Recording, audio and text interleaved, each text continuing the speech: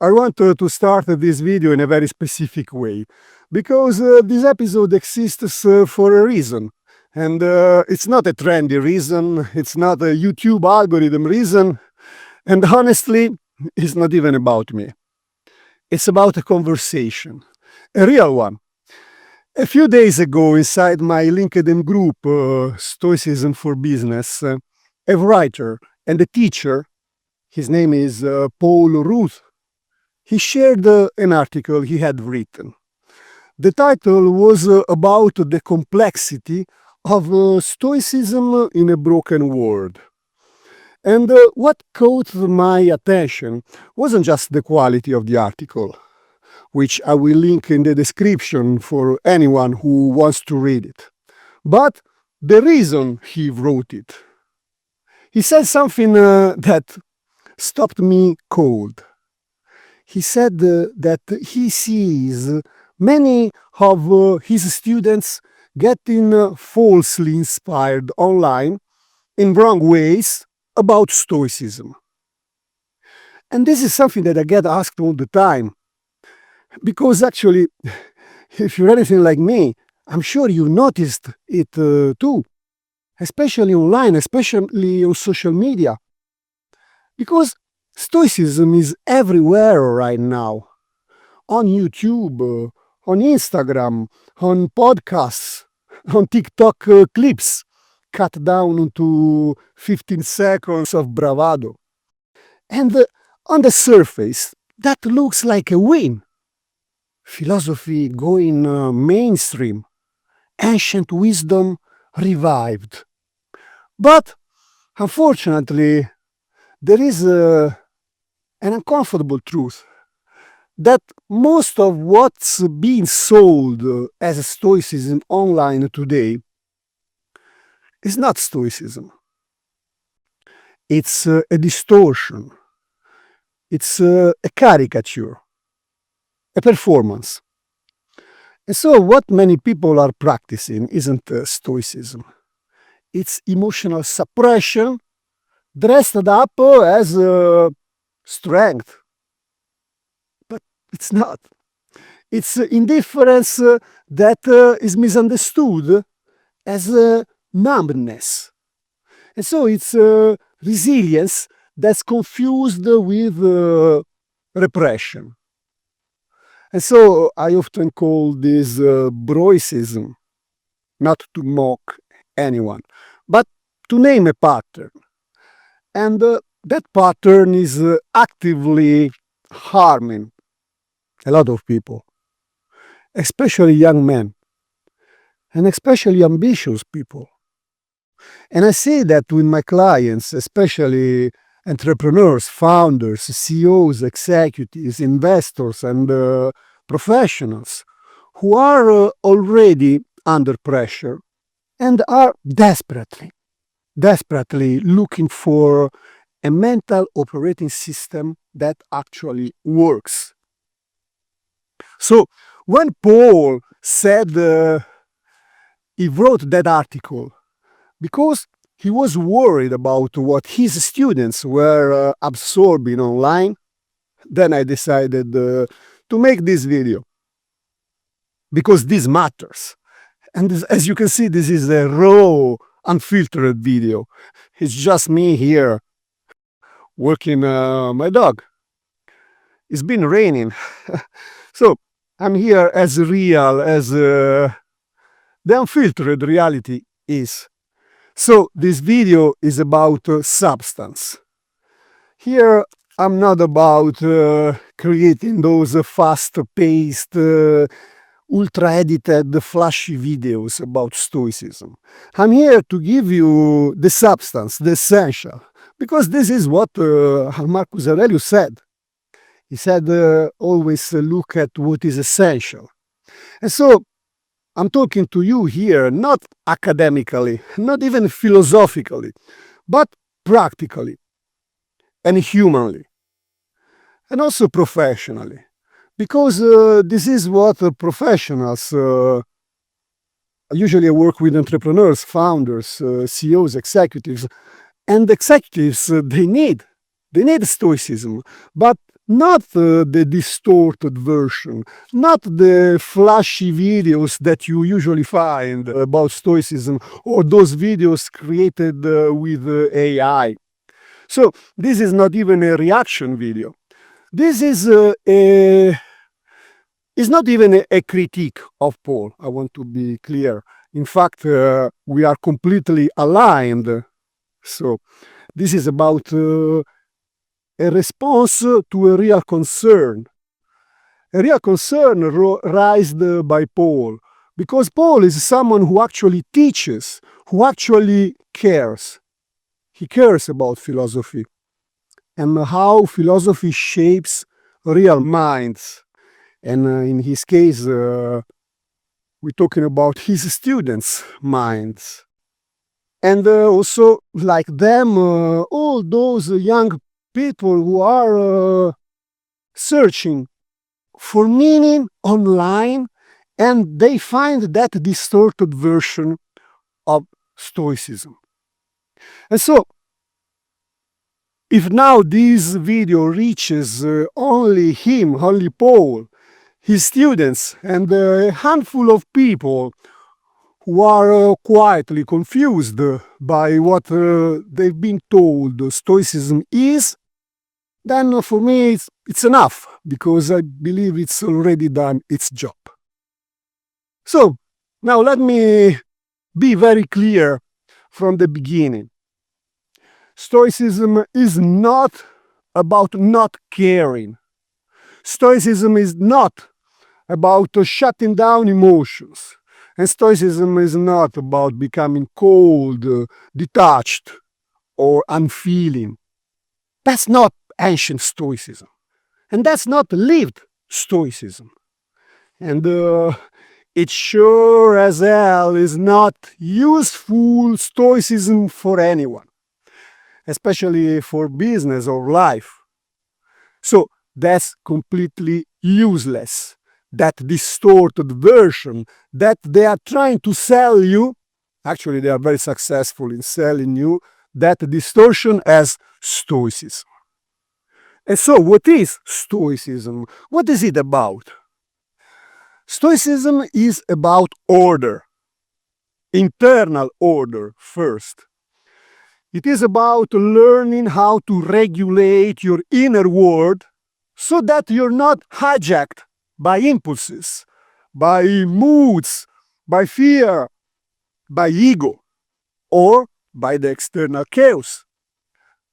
If you think about what said Marcus Aurelius didn't say nothing matters. He said you have power over your mind, not the outside events. Realize this, and this is how you will find strength. So that's not indifference. That's discipline. That's applied discipline. And also Epictetus teaches people not to be passive. He taught them to distinguish between what is up to them and what is not, so that they could act decisively where it actually counts, where it actually matters. It is about focusing your mind where you can have an impact. That is the area where you can have control of what is outside of you. But first, you start with controlling your inner self, your inner regulation, your inner scoreboard, and you can do that only if you have an inner compass. And so you need to build first that inner compass that is made of principles, that is made of values. And those principles and those values, they have an hierarchy so that you have priorities in your choices when you have to decide what is right to do. And so through principles and values, you can execute in alignment with virtue. Because for Stoicism, virtue is the only good. And when I say virtue, I'm talking about, we could translate that today differently from how it has been translated in the Middle Ages, because it got translated in a moralistic way. And so when you think about virtue today, you think it's about something moralistic. But the original meaning of virtue, it comes from the Greek word, because it was a translation in Roman Latin language from the Greek word arete. And arete means excellence. Excellence means expressing the full potential of yourself.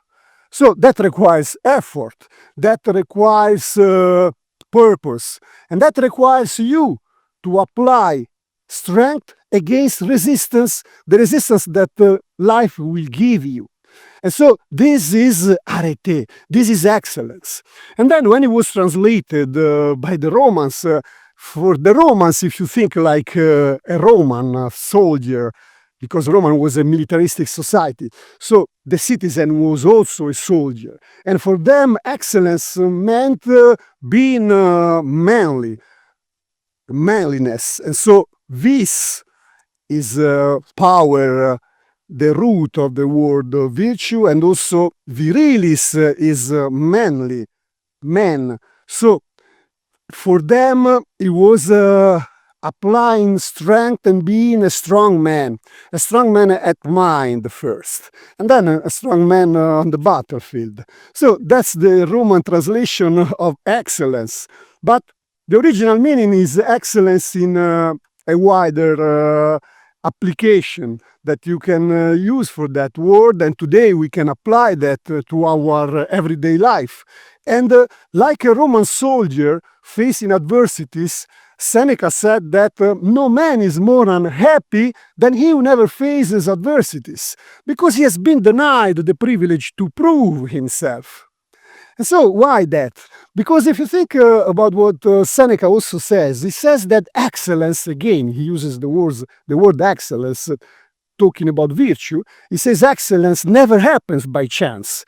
And then he says virtue must be learned, practiced, and tested. And so you achieve virtue by excellence. They are very interconnected. Also, if you think about the meditations of Marcus Aurelius, it starts with, to my grandfather Verus, character and self-control. To my father, integrity and manliness. You see, you find again the word manliness. And this is again for them virtue. And for them, virtue is excellence. And so this is why in Stoicism, you are pursuing excellence as the full expression of your potential. And so you are very deep interacting with the life around you, because the life around you will give you many opportunities to prove yourself and to grow your character. Again, virtue is the only good, and your character is all that you have. All the other things, the world around you, the physical world, the possessions, the properties, all the things that you can buy with money, they are temporary. They are there while you are living with them, and then one day you will depart this life, and those things will remain here. So they're not really yours. Epictetus said that you are a temporary custodian of those things, of those properties. And actually Epictetus says also that you are a temporary custodian of your body, because in your body, one day you will... Your days are numbered, said Marcus Aurelius. Your days are numbered. Don't think like your life will last forever. So, while you are on this life, he also said that you could live life right now. Let that determine what you do and say and think. And that means that you have to embrace life and dedicate yourself to what really matters, what has meaning. And that is the growth of yourself, your character, because that is truly yours. No one can take it away from you. No one can steal it from you. And then this is how you achieve the fulfillment of who you are. You achieve that sense of purpose in life, and that sense of happiness that cannot be translated, because the Stoics had a special word for it. for what we today translate into happiness, but is much more than that. And they called it eudaimonia. And eudaimonia is happiness, but it's not in the way we understand it today, because today we are happy if we buy something we like, or if we do something we want to do and we are happy, or I don't know, for other reasons like this. But for them is actually living the good life, the life in alignment with nature, the life in alignment with the Logos, because you are an expression of the Logos, and the Logos is the rational order of the world, of the universe. And so if you live in alignment with it, then you can find that purpose and that fulfillment that we are missing today. You can find meaning in your life. And so that word, eudaimonia, the best way I found to translate it is the flourishing of your soul, the flourishing of your mind through virtue. Because it's only through virtue, and as I said before, virtue is the full expression of yourself, expressing your full potential. That's what you should work on actively, consistently, because it's a process. It's a path that you walk every day. And so it's not about knowing the path. It's about walking the path. Look, you want me to fix the part of you that makes money, but it is attached to the rest, so this is going to take a little while. Everyone needs a coach. Eric has this management coach. Also coaches Steve Jobs. That's a coach. Yeah, definitely a coach.